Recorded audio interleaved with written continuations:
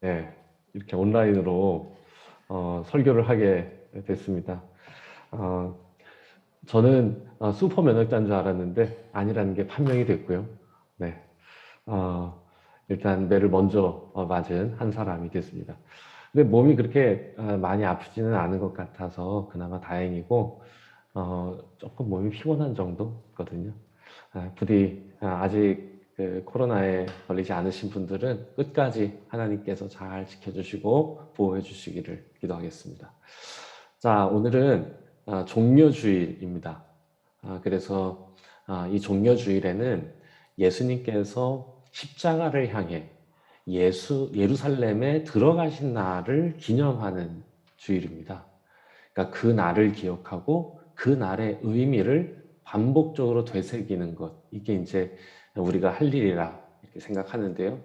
그래서 오늘 이 요한복음 쭉 나가던 거를 잠깐 멈추고 12장으로 쭉 한번 건너뛰어 왔습니다.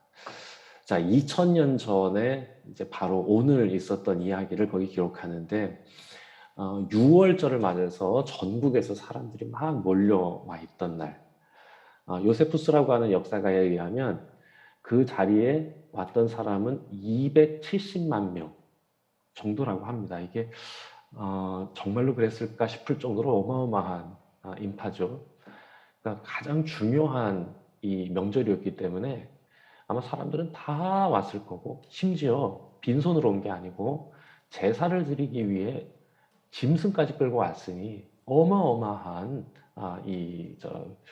붐비는 그런 날이었을 거라 생각합니다.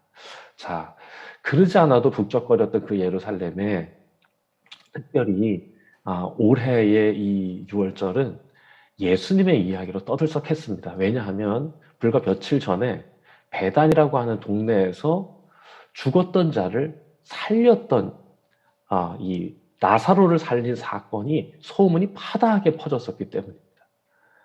바로 그 순간에 지금 예수님이 예루살렘으로 들어가고 계신 겁니다. 그래서 사람들이 좋아서 어쩔 줄을 아마 몰랐을 겁니다. 얼마나 대단한 스타였을까요? 그래서 성경에 그들의 모습을 이렇게 기록합니다. 큰 무리가 종려나무를 흔들고 호산나를 연호했다.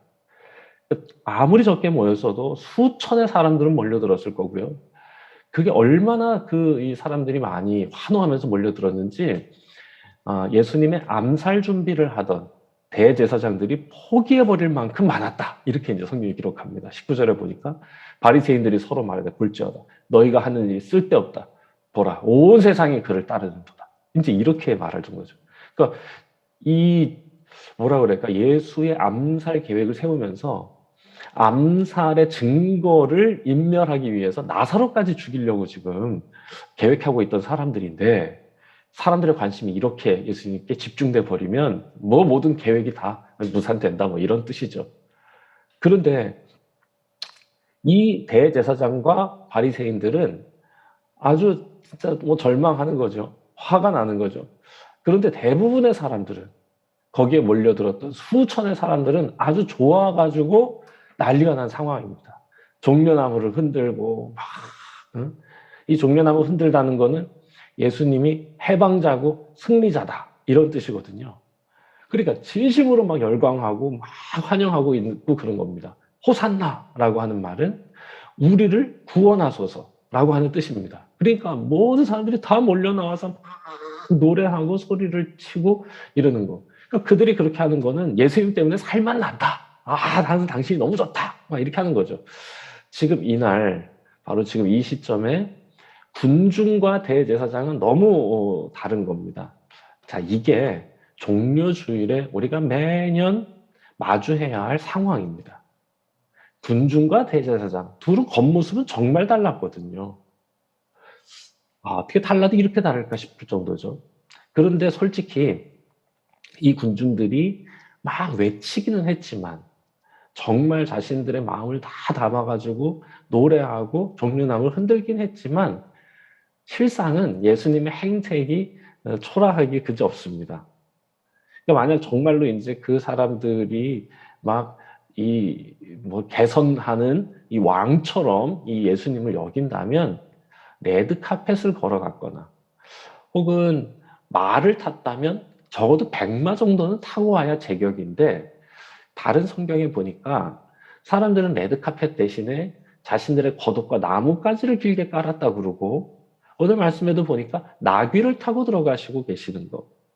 이거는 물론 성경에 기록된 예언이 성취되는 부분이기도 하지만 그 모습만 보면 어딘가 모르게 사람들의 환호와 잘 매치되지는 않는 약간 우스꽝스러운 모습이었을 것 같습니다. 굉장히 초라했다 그거죠. 사람들의 환호, 그 열광에 비하면 실상의 그 모습은 조금 좀 초라한 거죠. 왕은 아닌데 이제 뭐 그런 느낌이죠. 그럼에도 불구하고 자 여기서 중요한 게 있습니다. 그럼에도 불구하고 이 많은 군중들이 예수님을 환호했다는 거예요. 그 초라한 행색에도 불구하고 정말로 예수님을 믿었던 걸까요? 그게 아니라는 게 문제입니다. 우스꽝스럽고 초라함에도 불구하고 사람들은 막 지축이 흔들리도록 열광했지만 실은 예수님을 정말로 믿은 것은 아니었다고 하는 게 이 이야기로부터 시작되는 앞으로의 이야기의 전개입니다. 오히려 이 사람들이 예수님에게 환호할 수 있었던 건 예수님이 어떤 분인지를 정확하게 알고 믿었기 때문이 아니라 오히려 예수님을 전혀 몰랐기 때문에 그렇게 환영할 수 있었습니다. 자, 오늘 말씀에 보니까 이렇게 되어 있어요. 17절, 18절입니다. 그들이 환호한 이유를 거기에 설명하는데 나사로를 무덤에서 불러내서 죽은 자가 앉아 살리실 때 함께 있던 무리가 증언했다는 거예요. 뭘 증언했냐? 기적이 일어났다는 거죠. 그 누가 기적을 했냐? 예수가 그 기적을 행했다. 그래서 사람들이 믿은 이유는 이에 무리가 예수를 맞이함은, 환호함은, 열광함은 이 표적 행하심을, 이 기적의 주체임을 들었기 때문이다. 이렇게 얘기하는 거죠. 그러니까 그 사람들이 열광했던 건 며칠 전에 나사로의 장례식에 갔다가 생각지도 못했던 나사로의 부활을 목격했던 사람들이 막 흥분하면서 사람들에게 전했던 마술 같은 이야기 때문이었다. 여러분, 그렇다면 예수님의 실상은 뭘까요? 성경이 증언하는, 특별히 우리가 지금 요한복음을 읽고 있는데 요한이 증언하는 예수님의 실상은 어떤 분입니까? 기적을 행하시는 분 아니에요. 항상 기적은 자신이 어떤 존재인지를 말씀해 주시기 위해서 사용하는 도구이고 과정일 뿐이었어요. 어떤 분이십니까? 예수는 그리스도시고 구원자시고 생명의 떡이시고 세상의 빛이시고 선한 목자시고 부활과 생명이 되시고 길과 진리가 되시는 분이다. 그 사람들은 이와 같은 주님을 믿은 게 아니었어요. 단지 그들이 필요로 한 건 예수님이 아니라 예수님의 능력, 욕망을 채워주는 신통력, 본능을 만족시켜주는 마술과 같은 기적이 필요했던 거죠. 그들이 환호한 이유가 예수님이 아니라 가만히 들여다보면 자신들의 욕망이었다는 걸 알게 되는 부분입니다. 그러니까 그들이 막 환호를 했는데 예수님께 환호한 게 아니라 무엇에 환호한 거냐? 자신들의 욕망에 대해서 환호한 거예요. 야, 저분이라면 내 욕망을 이뤄줄 수 있을 것 같다. 대단한 분이다. 그러니까 누구에게 소리친 거냐? 자기 욕망에게 소리친 거예요. 야, 될 것 같아. 이렇게. 그들이 환영하면서 옷을 깔고 열광했던 거, 그러고 보니까 예수님의 실상이 아니라 예수님의 허상이죠. 그러니까 봐보세요. 종려나무를 흔든 것도 가만히 들여다보면 그거 진짜로 예수님을 믿어서가 아니라 자신들의 욕망을 향해서 흔든 겁니다. 그러니까 이 종려나무라는 건 제가 몇 번 말씀드렸는데 마카비라고 하는 독립운동가, 민족해방운동가를 기념할 때 사용하는 이 상징적인 어떤 이 물건이었습니다. 그러니까 예수님을 기다린 게 아니라 당장 우리를 해방시켜줄 강력한 지도자로 예수님을 맞이하고 있는 거다. 이거죠. 여러분, 예수님은 이들이 이렇게 욕망에 막 환호할 때 안타깝게도 그들의 욕망에 부응하지 못하십니다. 이게 앞으로 이제 일주일간, 이번 한 주간, 고난주간에 일어나는 일입니다. 사람들은 환호하며 열광했는데 자신들의 욕망이 이루어질 것 같아서 소리쳤는데 한 주간 동안 예수님은 이들의 욕망에 부응하지 못하세요. 뭔가 강력한 지도자를 원했는데 한 주간 동안 보여준 예수님의 모습은 강력한 지도자가 아니라 연약한 시골의 현자 정도에 불과했습니다. 그러니까 배신감을 느꼈던 거죠. 예수님이 자기를 배신했다고 느꼈을 겁니다.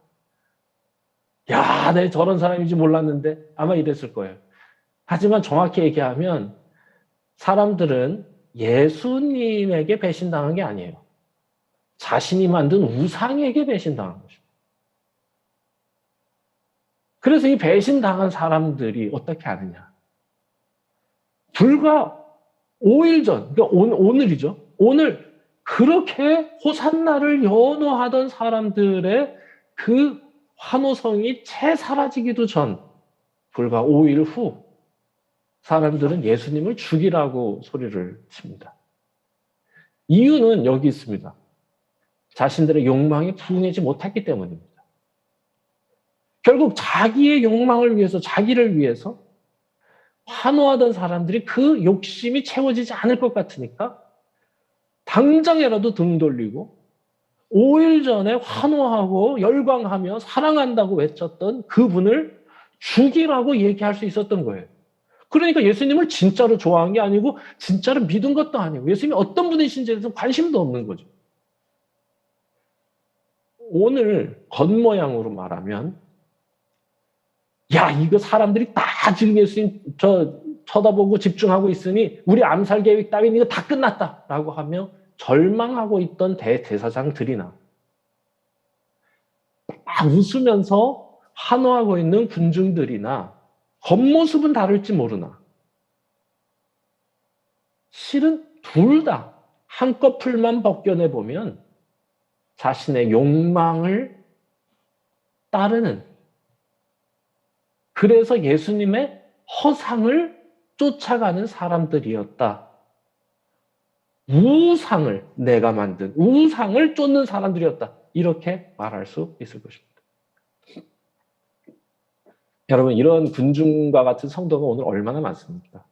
저는 이것을 생각하는 게 이 종려주일의 메시지라고 생각합니다. 겉으로는 예수님 믿는 것 같지만 실은 예수님의 허상을 쫓는 사람들이 얼마나 많은가. 한번 돌아보고 자신을 비춰봐야 하는 날이 오늘이라 그거죠. 엄청 열심히 있는 듯 하지만 실상은 욕망을 쫓아 살아가던 이들이 얼마나 많아요. 하나님을 사랑한다고 말은 엄청 잘하는데 실상은 욕망을 향해 달려가는 숨어있는 어리석은 모습들이 얼마나 많습니까? 가만히 보니까 오늘 종려나무를 흔들면서 열렬히 환영하던 사람들은 오늘날에 광신도를 좀 닮은 것 같다. 요즘에는 광신도를 찾아보기도 쉽지는 않은데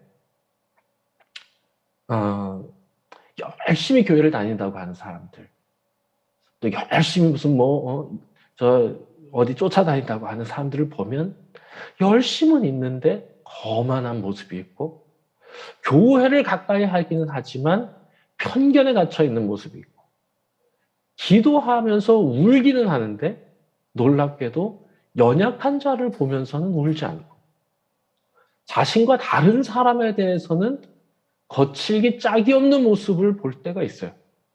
그 얼마나 당황스럽습니까? 우리는 열심히 있고 겸손하고 교회를 가까이 하면서 포용적이어야 한다 생각하는데 연약한 자를 보면서 울 수 있어야 하나님 앞에 간절히 눈물로 기도할 수 있다고 생각하는데 그렇지 않은 너무 이게 맞지 않는 부조화가 일어나는 사람들이 있어요. 왜 그러냐? 그 사람들이 지나치게 기독교적이어서가 아니라 너무 기독교를 간절히 믿어서가 아니라 충분히 기독교적이지 않기 때문에 그런 겁니다. 충분히 하나님을 믿지 않기 때문에 그런 겁니다. 그러면요, 광적으로 열심히고 광적으로 용감해요. 무엇을 향해서 그럴까요? 자기를 위해서 그러는 겁니다. 그래서 이런 사람들은 겸손하지도 온유하지도 배려가 있지도 공감하지도 않습니다. 그냥 광적입니다. 예수님 흉내를 내려고는 하는데 화를 내는 예수님의 흉내만 내지 서로 사랑하라고 말씀하시는 겸손한 예수님을 따르려고 하진 않아요. 바로 이게 군중의 모습이었고 대제사장의 모습이었다 생각하는 겁니다. 자, 그럼 이제 결론으로 들어가 보겠습니다. 그렇다면 오늘 우리가 이 말씀을 다시 한번 생각하면서 발견해야 되는 게 뭐냐? 야, 대제사장 그리고 그 군중들, 야, 예수님 앞에서 참 어리석은 모습을 보였구나 하면서 그들의 모습을 비난하고 정죄하는 것인가? 아닙니다. 자, 오늘의 메시지는 그렇게 하는 게 예수님이 이 이야기 속에서 우리에게 전해주시려고 하는 메시지가 아니라는 것. 이들이 얼마나 못났는지를 분석하는 게 아니에요. 성경의 메시지는 예수님이 그런 사람들, 그러니까 예수님을 비웃고 조롱하고 죽이려 했던 이들을 정죄하는 것으로 끝나지 않는다는 겁니다. 그게 예루살렘에 들어가시는 목적이 아니었잖아요. 얼마나 바리새인들이 대제사장들이 혐오할 만큼 저만 아는 우상 숭배하는 자와 하나 다를 바 없는 종교인이었는지, 군중들은 얼마나 진짜 파렴치하게 자기 욕망만을 채우면서 예수님을 환호했다가 금세 예수님을 죽이라고 소리치던 그런 존재였는지를 비난하고 그거에 대해서 얘기하는 거, 정죄하는 거 아니요. 예수님의 얘기는 예수님이 오히려 그들을 위해 십자가를 지셨다고 말씀하는 겁니다. 이게 종려주일의 메시지입니다.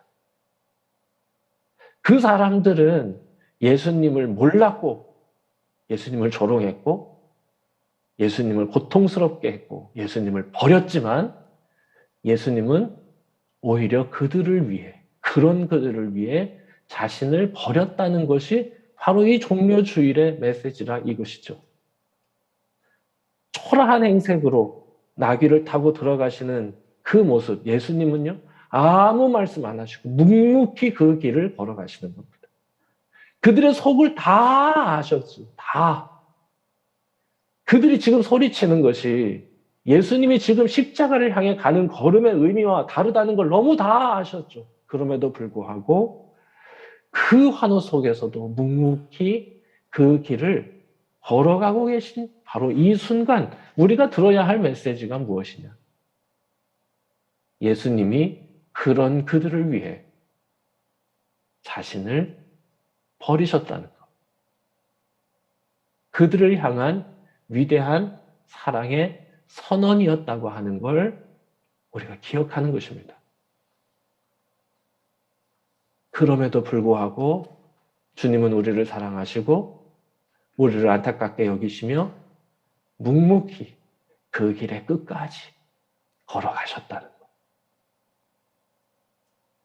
인정하기는 싫지만 실은 비난받아 마땅한 그들의 변덕, 그건 오늘 우리를 너무 많이 닮아 있습니다.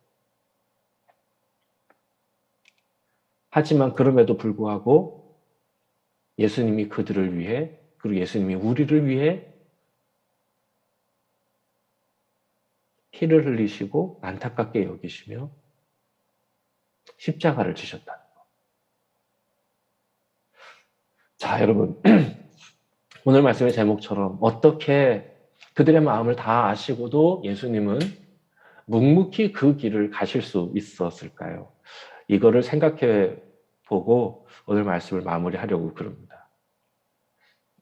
저는 이 사랑의 꿈이 있었기 때문이라 저는 여러분과 나누고 싶습니다. 다른 꿈이요. 그러니까 그 사람들과는 다른 꿈. 자신보다 큰 꿈이 있었기 때문입니다. 군중들은 자기만한 꿈을 가져서 자기에 대한, 자기를 위한 꿈을 가져서 자신의 꿈과 다르게 상황이 전개되면 언제라도 환호를 저주로 바꿀 수 있었던 겁니다. 군중들은 이 꿈이 없었기 때문에 뒤돌아섰던 거예요. 제자들도 마찬가지입니다. 제자들도 예수님의 십자가 앞에서 다 도망쳤어요. 이유는 뭐냐? 그들에게 이 꿈이 없었기 때문입니다. 이 꿈이 무슨 꿈이에요? 다른 꿈이에요. 그들이 가진 자기를 위한, 자기에 대한, 자기만한 꿈 아니라 자기보다 큰 사랑의 꿈이에요. 여러분, 묵묵히 이 길을 가려면 저와 여러분들에게도 이 꿈이 있어야 합니다. 자기보다 큰 꿈이요. 그래야 꿈입니다. 자기만한 꿈은 욕망이라 하는 겁니다. 주님을 우리가 따른다는 건 이 꿈을 갖고 묵묵히 그 길을 간다는 뜻이기도 합니다. 그러니 이 종려주일에 우리가 정말로 주님 앞에 기도하고 예배하면서 주님의 은혜를 구할 것은 이 사랑을 알게 해주시옵소서. 예수님이 품었던 이 사랑의 꿈에 우리가 더 다가서게 하여 주시옵소서. 이렇게 우리가 구하고 그 은혜를 사모해야 된다. 그리고 예수님께서 그럼에도 불구하고 오히려 우리를 더욱 사랑하시고 안타까이 여기시면서 우리를 품어주시고 손잡아주시고 십자가에서 피 흘리셨던 그 위대한 사랑 앞에서 감사하는 거예요. 그리고 그 사랑을 배우고 그 사랑을 실천하는 거예요.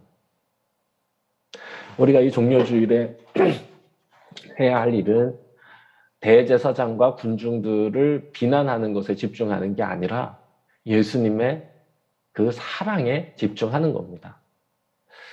우리는 다 실은 그들과 다 비슷합니다. 하나님이 다 아십니다.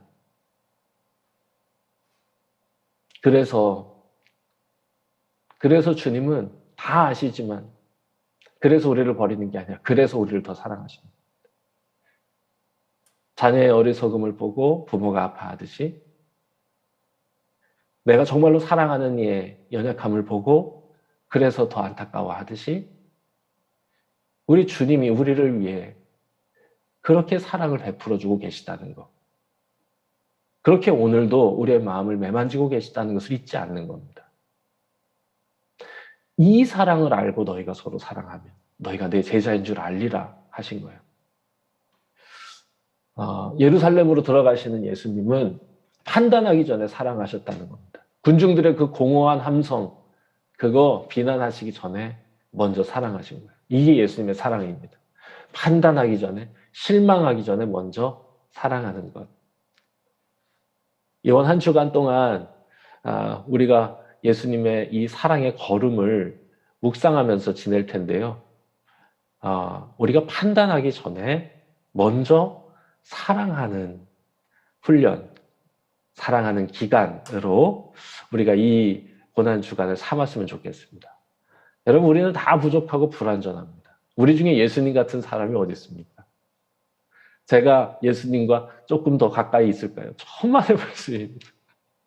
네, 그렇다고 생각하시는 분도 한 분도 안 계시리라 생각합니다. 정확하게 보신 겁니다. 맞아요.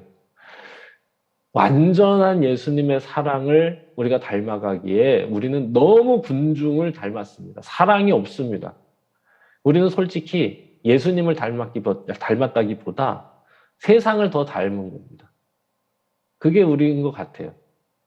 그래서 때로는 서로 모습에 아쉽기도 하고 섭섭하기도 하고 상처도 받고 실망도 하고 뭐 그러는 겁니다. 그럼에도 불구하고 그 완전한 사랑, 예수님께서 보여주신 그 완전한 사랑의 꿈을 포기하지 않고 살아가는 게 성도입니다. 여러분, 이거를 우리 다짐합시다. 그 완전한 꿈을 포기하지 않는 것. 그러면 이 길의 끝까지 갈 수 있습니다. 그래야 이 길의 끝까지 갈 수 있습니다. 예수님을 영접하고 성령의 은혜 받으면 달라지는 게 뭐죠? 꿈이 생기는 거죠. 사랑의 꿈, 거룩의 꿈이 생기는 거죠. 예수의 마음이 보이고 그게 귀하게 여겨지고 그렇게 살고 싶어지는 마음을 주시는 거예요. 그래서 교회는요, 그 은혜를 힘입어 불완전하고 질그릇 같은 깨질 듯한 모자란 인생들이 모여서 꿈꾸는 완전하고 아름답고 단단하고 견고한 세상. 바로 그게 하나님 나라. 불완전한 사람들이 모여서 꿈꾸는 완전한 세상. 우리는 그렇지 않지만 그렇게 되기를 소망하면서 노력하는 거예요. 여러분, 저는 여기에 진짜 완전의 의미가 담겨 있다고 생각해요.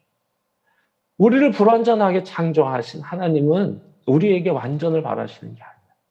완전을 향하여 나아가는 꿈을 품고 살아가는 그 순간순간을 기대하신다 저는 믿습니다. 완전한 사랑이 있어야만 사랑할 수 있는 게 아니에요. 완전한 용서가 있어야만 용서할 수 있는 게 아니에요. 불완전하지만 그 꿈, 그 위대하고 영광스럽고 거룩한 꿈을 꾸면서 노력하며 사는 거예요. 그래야 그 길을 갈 수 있는 겁니다. 우리 사랑이, 우리의 용서가 불완전하다는 것 알고 더 열심히 애쓰고 노력하는 게 진짜 참된 완전일지도 모르겠다, 이런 생각합니다. 말씀 정리하겠습니다. 우리가 이 꿈을 가지고 불완전하기 때문에 흔들리면서도 묵묵히 십자가를 향해 발걸음을 옮길 때 우리 주님께서는 우리의 손도 잡아주시고 우리를 칭찬해 주시고 끌어안아 주실 것이라 믿습니다. 그리고 그 길 끝에서 우리는 부활의 주님을 만날 거고 영원한 나라의 영광을 보게 될 것이라 믿습니다. 부디 우리가 살아가는 하루하루가 우리가 앞으로 맞이할 하나님께서 우리에게 허락하실 우리의 인생의 여정 동안 예수님이 이 종려 주일에 십자가를 향해 나아가실 수 있었던 이유, 그 사랑의 꿈, 우리도 그것 포기하지 않고 그것을 이루면서 열매 맺으며 살아가는 거룩한 주님의 자녀들이 되기를 소망합니다. 불완전한 사람들이 만들어내는 완전한 하나님의 나라가 우리 배화교회 되기를 소망합니다. 기도하겠습니다.